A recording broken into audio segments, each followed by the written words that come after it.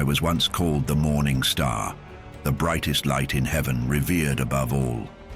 Now I am known only as Lucifer, a name whispered in fear. Let me tell you my story. In the beginning, before time existed and before the world was made, there was only God, eternal and infinite. And just like that, with his single word, heaven was born, a place of beauty and peace. Rivers of living water flowed across its golden lands, their clear streams shining like glass. The light in heaven did not come from a sun or stars, it came directly from God, filling everything with his glory. And it was here that I was brought into life. I was not like the others. Among the countless hosts of angels, God made me the brightest. He called me Lucifer, the light bearer and the morning star. I was the first among the heavenly hosts, the crowning jewel of his creation. He adorned me with a beauty and brilliance that surpassed all others.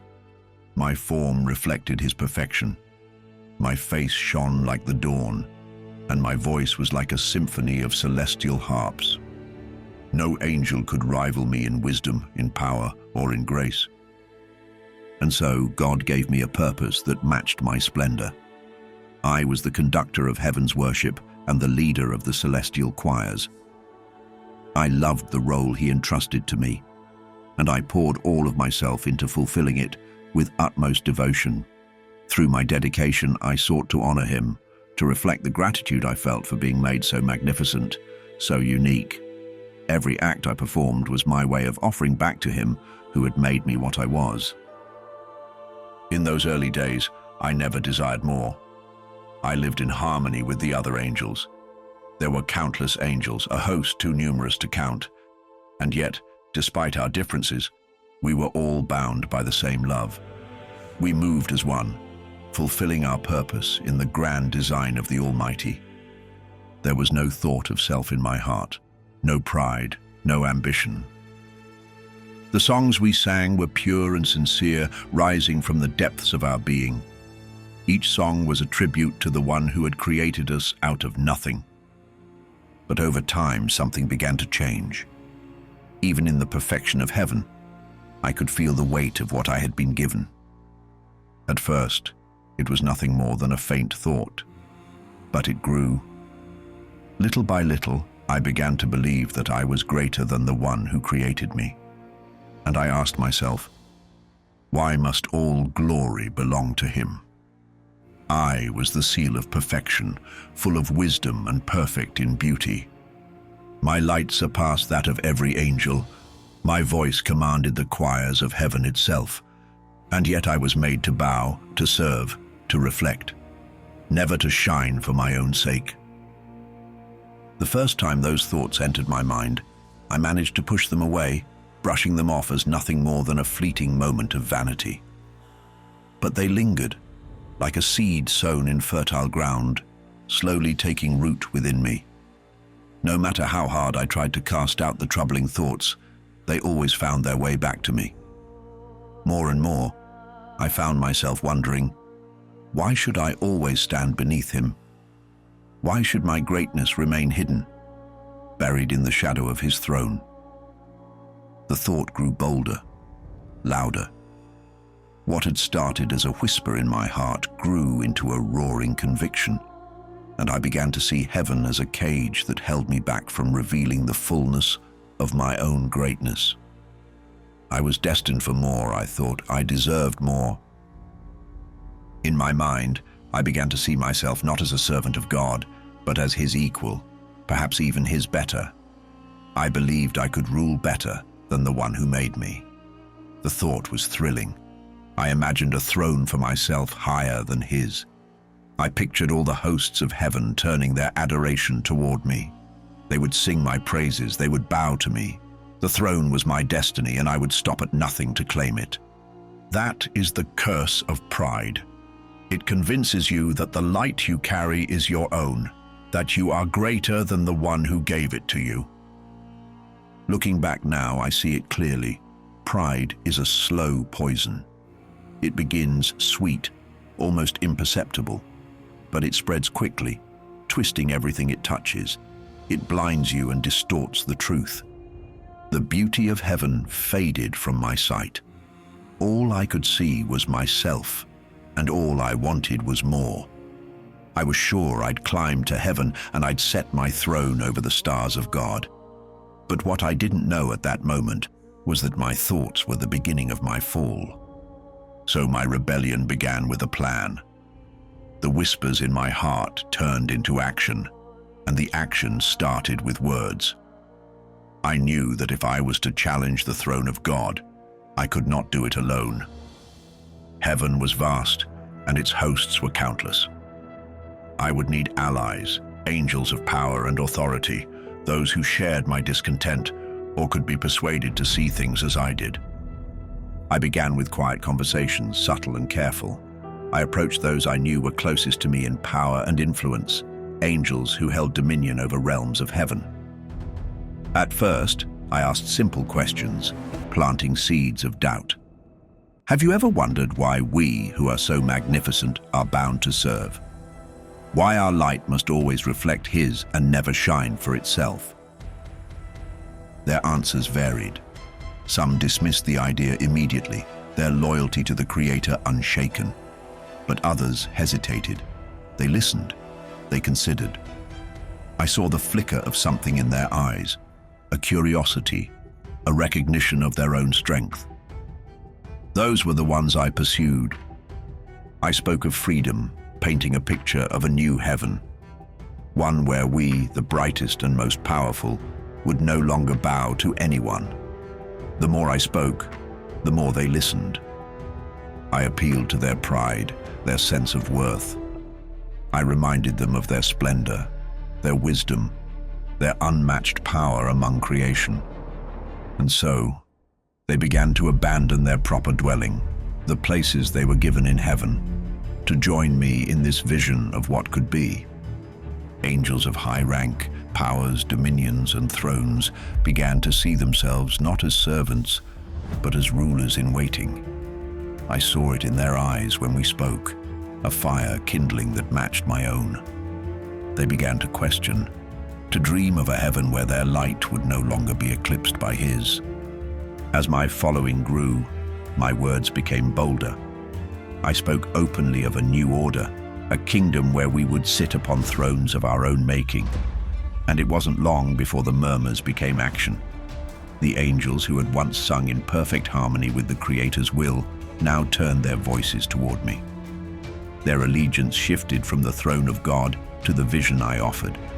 A third of heaven's hosts joined my cause, angels of great beauty, wisdom, and strength, their wings ready for battle, their hearts burning with ambition. In secret, we prepared for what was to come. Our rebellion would not be a quiet act of dissent. It would be a war. I knew the cost, and so did they. But the promise of what we could achieve outweighed the risk. I organized them into ranks, assigning leaders to oversee the growing legions of angels who had aligned themselves with me. Together, we crafted a plan to challenge the very foundations of heaven. My betrayal was complete, and the stage was set for the greatest battle heaven would ever see. But the Creator was not silent. He spoke my name, His voice reverberating through the heavens, both patient and resolute. "Lucifer," He said, "turn back. There is no victory in this path, only destruction." His words struck like thunder, and for a moment, even the loyal angels seemed to pause. But I had made my choice. I raised my voice in defiance and declared that my will was my own. I would not bow, not to Him, not to anyone. Then came the command. From the throne, God called His loyal angels to stand against us. At their head was Michael, the leader of heaven's armies, small in stature but mighty in faith. Michael and his angels fought against us, and me and my angels fought back. The battle erupted with a fury that shook the very foundations of heaven. Light and fire filled the skies as swords clashed and wings beat with thunderous force. My followers and I fought with all the strength we could muster. Every blow we struck was driven by the belief that we were fighting for freedom, for a kingdom where we would no longer serve but reign. Michael, however, fought with a power beyond understanding. His sword seemed to cut through our ranks with unyielding force. Despite our strength, the tide of battle began to turn against us. Then came the decisive blow. Heaven's light surged with an intensity I could not withstand. I was struck down, and with me, the angels who had stood by my side. The fall was unlike anything I could have imagined. It was not a simple descent, but a complete severance from everything I had once known. The harmony of heaven, the radiance of God's presence, the unity I had shared with my brothers, all of it was ripped away. My wings, once radiant with light, faltered. My name, once a symbol of brilliance, was now a curse. Where we fell has been the subject of many tales. Some say I descended upon Babylon, the great city of wealth and indulgence, seeking to establish my kingdom among its towers. Others claim I fell near Jerusalem, drawn to its holiness, hoping to corrupt what was sacred. But the truth is, I fell long before Babylon or Jerusalem ever existed. When the fall ended, I found myself in a realm far from the perfection of heaven. It was chaos, a shadowy reflection of what I had once known. There was no peace, no light, only the echoes of my defiance.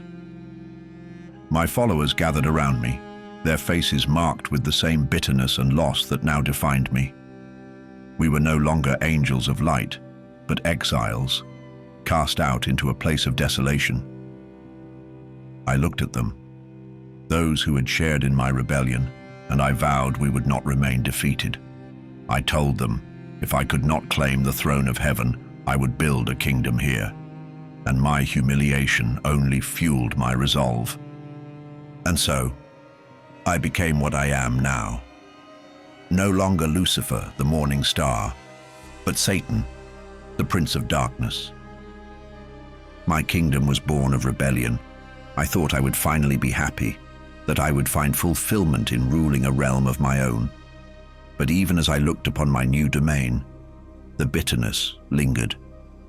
I had sought equality, freedom, and a throne to call my own. Instead, I had lost everything, my place, my light, and the harmony I once cherished. Yet, despite it all, my anger burned brighter than ever. I would not surrender. The war was over, but my fight had only begun. In the silence of my exile, I watched from the shadows as God's creation continued to unfold.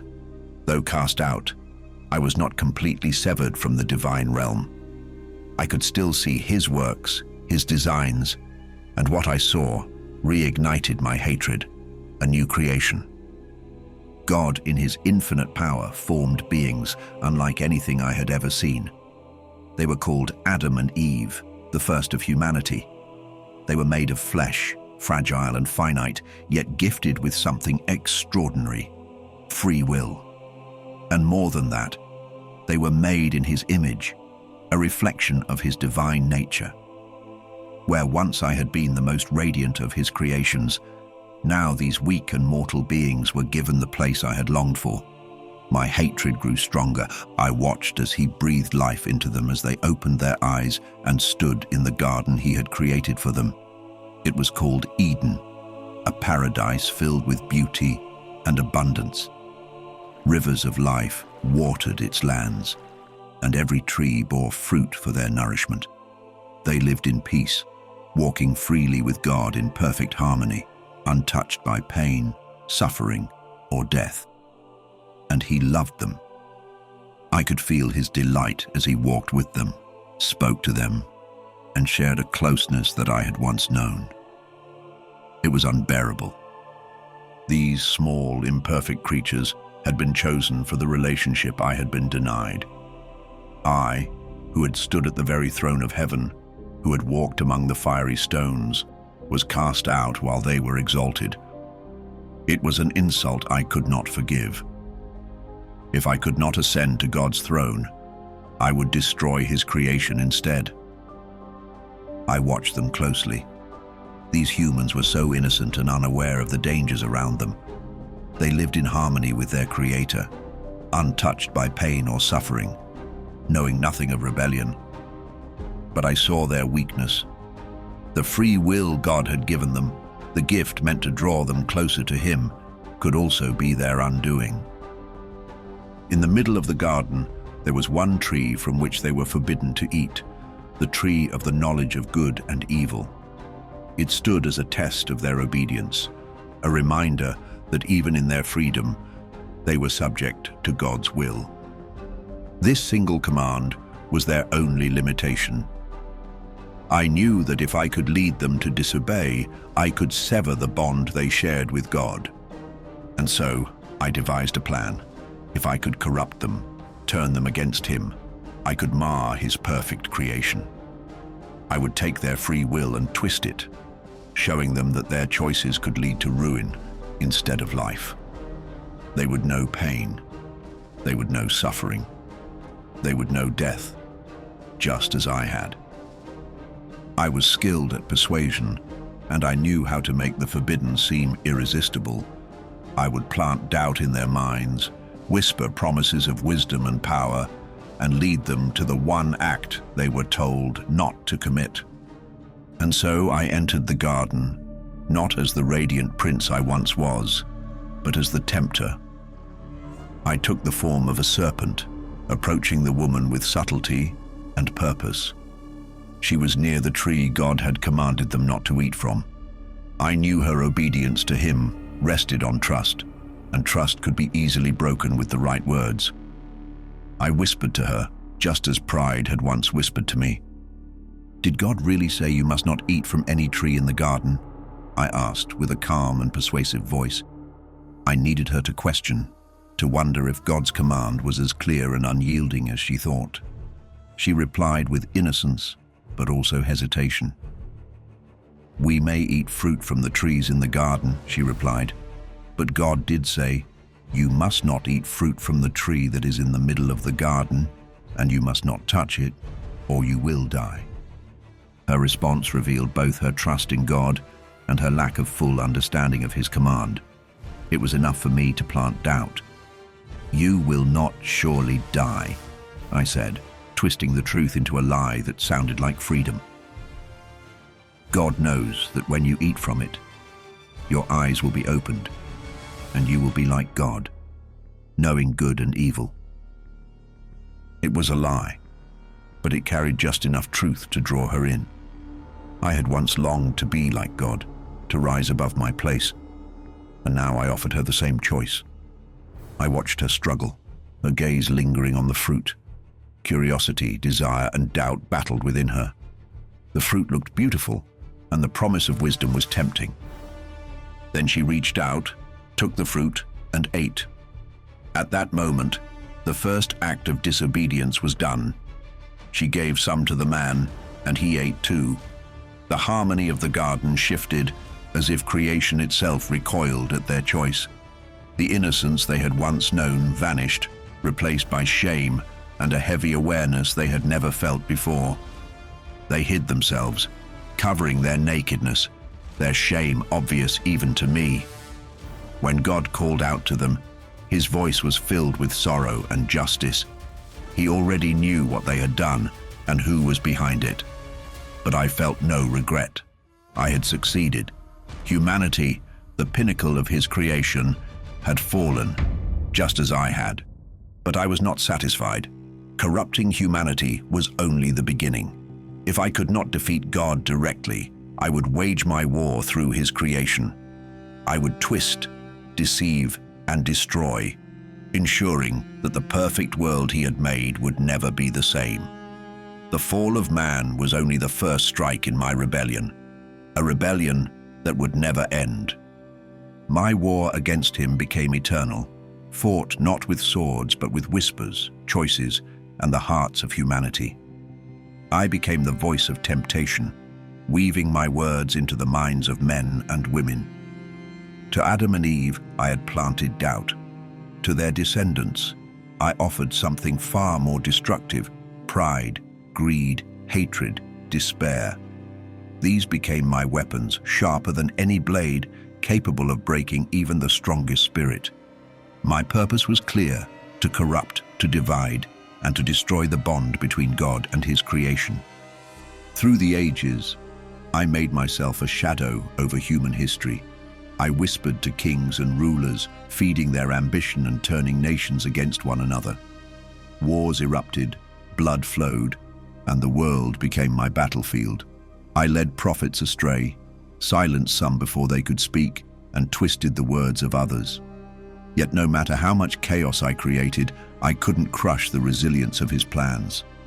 No matter how deep the darkness I spread, there were always those who clung to their faith, their light shining in defiance of me. Then came Job, a man whose faith in God seemed unshakable. He was upright, devoted, and blessed with wealth, family, and good health. I saw an opportunity to prove that his loyalty to the Creator was shallow, built only on the comforts he had been given. So, I approached God with a challenge. "Does Job fear God for nothing?" I asked. "Have you not placed a hedge around him, his household, and everything he has? But stretch out your hand and strike all he owns, and he will surely curse you to your face." Permission was granted. I could take everything from Job, but I was forbidden to harm him physically. So, I struck. In a single day, disaster after disaster fell upon him. Raiders stole his oxen and donkeys. Fire from the sky consumed his sheep. The Chaldeans captured his camels. A great wind collapsed the house where his children were gathered, killing them all. One after another, messengers came with the news. And yet Job did not curse God. Instead, he fell to the ground in worship and said, "The Lord gave, and the Lord has taken away. Blessed be the name of the Lord." But I was not finished. I returned to God and said, "Stretch out your hand and strike his flesh and bones, and he will surely curse you to your face." Again, God allowed it, but forbade me from taking Job's life. So I struck him with painful sores from head to toe. Job, in agony, sat in ashes, scraping his skin with broken pottery. Even his wife urged him, "Curse God and die." But Job replied, "Shall we accept good from God and not trouble?" Through all this, Job did not sin or turn against God. His faith held firm, a glaring reminder that my power could not destroy true devotion. My plan had failed, and I knew that my war against him was far from over. My greatest challenge came centuries later in the wilderness, face to face with the one who was promised, Jesus, the Son of God. He had fasted for 40 days and nights, alone and physically weak. I saw my opportunity and approached, just as I had with Eve, offering what seemed irresistible. First, I targeted his hunger. "If you are the Son of God," I said, "turn these stones into bread." He was starving, yet he refused me, replying, "Man shall not live on bread alone, but on every word that comes from the mouth of God." His resolve was firm, unshaken by need. But I didn't want to give up, so I led him to the highest point of the temple. "Throw yourself down," I said to him. "God's angels will catch you." I tempted him to test God's protection, but he countered me, saying, "Do not put the Lord your God to the test." Finally, I took him to a high mountain, showing him the kingdoms of the world. "All this I will give you," I said, "if you bow down and worship me." He commanded me to leave, declaring, "Worship the Lord your God and serve him only." No matter how I tried, his resolve was a fortress I could not breach. I had failed. Even now I remain. My influence lingers in the hearts of humanity. I am the whisper in moments of doubt, the voice that urges pride, selfishness, and rebellion. I sow division among nations, fuel wars, and fill hearts with despair. I stand as the accuser, pointing out their flaws and sins before God, seeking to condemn what he seeks to save. You must know that this war is not born of hatred for humanity. My battle is not truly with them. It is with the one who created them. My rebellion is against him, And every soul I turn away from him is another victory in my defiance.